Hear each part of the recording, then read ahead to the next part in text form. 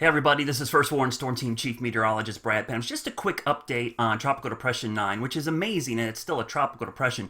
But it's very interesting to look at the satellite loop because you notice a couple of things. First of all, the center of the storm, at least based on the hurricane center, is somewhere in this area, but it looks like there's a mid-level circulation here, and there's certainly all of this convection or thunderstorm activity off to the southeast. So the center is supposed to be up in here, but I have a sneaky suspicion that the mid-level center back here in the deeper convection might pull the low-level center to redevelop a little further south and east. So that's why, looking at a lot of the model guidance, I would not put a lot of stock in a specific track because the center is very ill-defined. It's not in an exact location.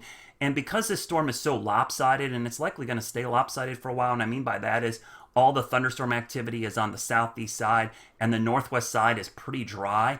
Wherever the center reforms, I mean, there's going to be a tight gradient between a ton of rain and wind and almost nothing. That's why I think you can't get caught up in specific tracks, at least right now, with this system. Let's go to the map, and I'll show you the Hurricane Center forecast. Excuse me. Oh, that mold's killing me lately. So here's the forecast. Here's what I was talking about. You see how they have the center way up here? I have a sneaky suspicion that that thing's going to reform down here. So here's the circulation in 9 hours. Here it is up here. Moving in 21 hours, and then it approaches the Florida coast, Thursday night. This is 8 p.m. Eastern time, Thursday night.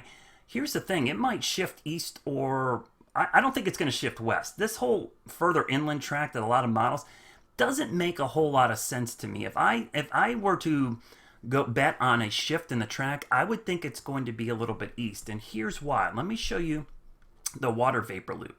This is our trough. You see this trough up here? That's just a dip in the jet stream right here. This is the dipping down into the southeast. So the longer this lingers down here, it's not like this thing up here is going to stall. It's not. It's moving. So the longer this lingers down here, the quicker this trough gets down here, which makes me think that this is going to take a sharper turn over time.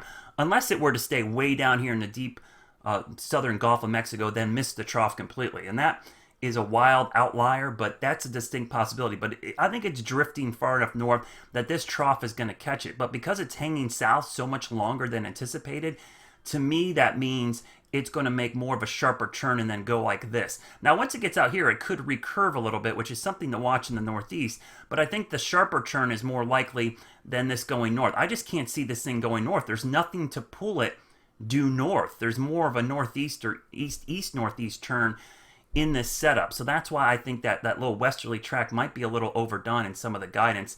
And especially if the low-level center were to reform further southeast, that definitely makes me think this thing's going to stay more to the right, because this front and trough coming down, it's not slowing down, even if Tropical Depression 9 is. So here's the timeline. This is a Thursday evening, and then into early Friday morning. Right here, this is Friday morning at 7 a.m. over southeast Georgia. And then it races from there all the way to the Outer Banks by Saturday morning. So the worst weather on the Carolina beaches right in here is going to be Friday into Friday night. And even on the Outer Banks, I think we'll see some rain and wind on Saturday morning.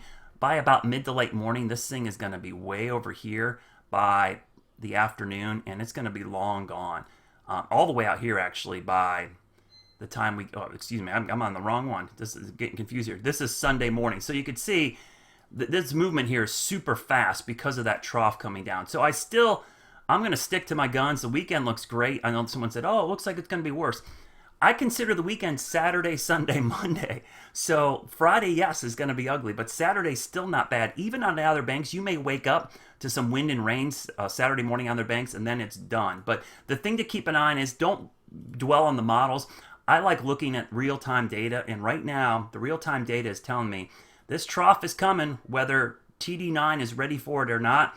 And if it were to reform further southeast, then I think that the right turn or the easterly track is going to become the track that I think is going to be most likely. So that's what I'm sticking with right now, and I'm not going to be shocked if that happens. I've been staring at this water vapor loop for a while, and it really is very telling on what's going out the steering currents. Also of note is this little upper low right here, which is producing a lot of rain ahead of the system. So that's something to keep an eye on. This will help saturate the soil. So flooding could be a big issue with this system because of the rain out ahead of it.